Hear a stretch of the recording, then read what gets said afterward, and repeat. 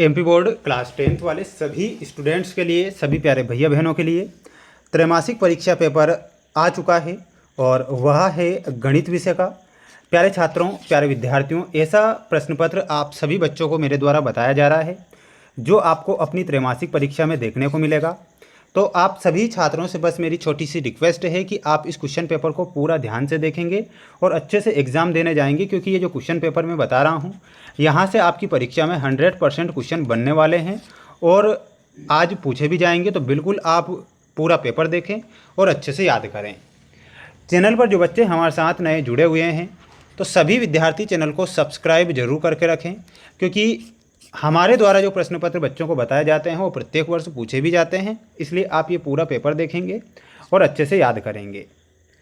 Question यहाँ पर आप देख रहे हैं, ये पूरा त्रैमासिक परीक्षा का पेपर है। सही विकल्प चुनकर लिखिए में। प्रश्न आपसे पूछा जाएगा कि द्विघात बहुपद ax² + bx + c के शून्यक अल्फ़ा एवं बीटा हो तो अल्फ़ा व बीटा का मान क्या होगा। प्यारे विद्यार्थियों, अल्फ़ा और बीटा का मान क्या हो जाएगा, तो इसमें आपको ध्यान रखना है c/a इसका मान होगा। दूसरा प्रश्न है, रैखिक समीकरण युग्म दिया गया है a1x + b1y + c1 = 0 तथा a2x + b2y + c2 = 0 का एक अद्वितीय हल होगा। तो इसका अद्वितीय हल के रूप में आपको याद रखना है a1/a2 बराबर नहीं b1/b2। द्विघात समीकरण ax² + bx + c = 0 के मूल वास्तविक होंगे यदि, तो इसमें आपको लिखना है b² - 4ac > 0। ये तो आपका ऑप्शन नंबर सी। अब जो अगला क्वेश्चन आप देख पा रहे हैं, एक समांतर श्रेणी दी गई है 1/3, 5/3, 9/3 व 13/3 का जो सर्वांतर होता है वह क्या हो जाएगा, तो सर्वांतर के रूप में आपको लिखना है 4/3। किसी समकोण त्रिभुज में सबसे बड़ी भुजा कहलाती है, तो किसी समकोण त्रिभुज में सबसे बड़ी जो भुजा होती है उसे हम कर्ण कहते हैं। तो यहाँ पर आपको कर्ण लिखना है। बिंदु -4 और 7 किस चतुर्थांश में स्थित हैं, तो यहाँ पर सही आंसर के रूप में आपको लिखना है ये द्वितीय चतुर्थांश में स्थित होते हैं। तो द्वितीय चतुर्थांश आपका क्या हो जाएगा, सही हो जाएगा।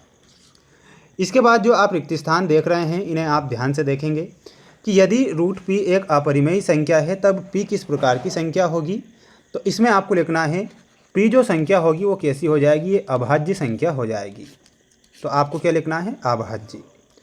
रेखीय बहुपद की घात कितनी होती है, तो प्यारे विद्यार्थियों रेखीय बहुपद की जो घात होती है वो कितनी होती है, एक रेखीय बहुपद की घात होती है।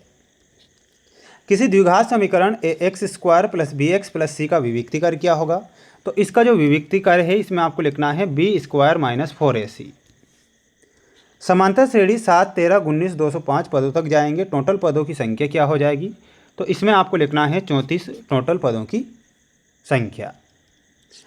अब यहाँ पर अगला जो प्रश्न देख रहे हैं आप इसे ध्यान से देखिएगा। कई बार ये क्वेश्चन आया हुआ है कि सभी सर्वांगसम बहुभुज भी होते हैं, तो वो कैसे होते हैं, तो इसमें आपको लिखना है वो समरूप होते हैं।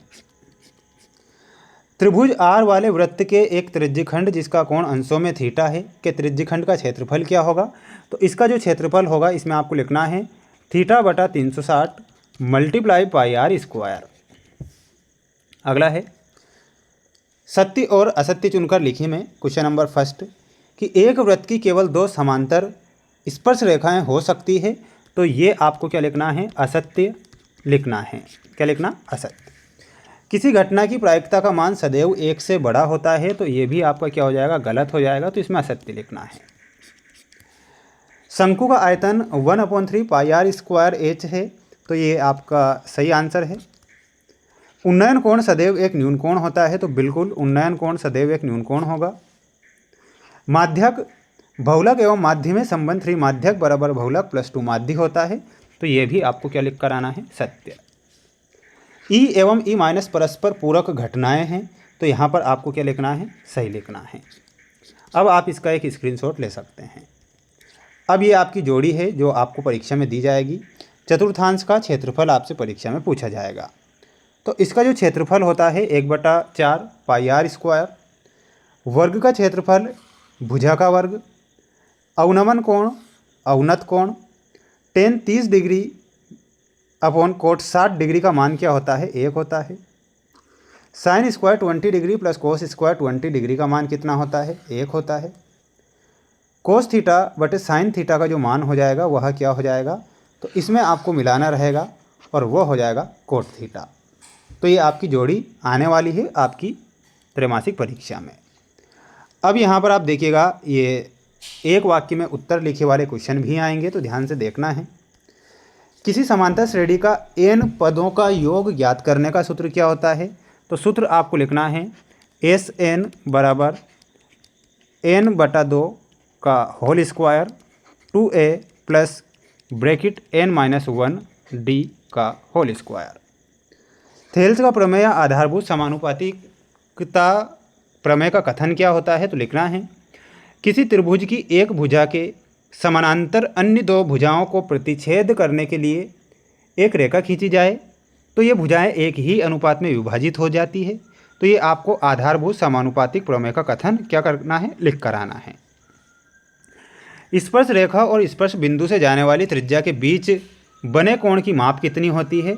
तो इसकी जो माप होती है वह हो जाएगी 90 डिग्री। एक वृत्त की कितनी स्पर्श रेखाएं हो सकती है? तो इसका जो सही आंसर है वो क्या हो जाएगा? अनेक। एक वृत्तखंड का क्षेत्रफल ज्ञात करने का सूत्र क्या होता है? तो इसमें आपको क्या लिखना है? वृत्तखंड का क्षेत्रफल बराबर संगत त्रिज्यखंड का क्षेत्रफल, संगत त्रिज्यखंड का क्षेत्रफल माइनस संगत त्रिभुज का क्षेत्रफल, माइनस संगत त्रिभुज का क्षेत्रफल, त्रिभुज का क्षेत्रफल।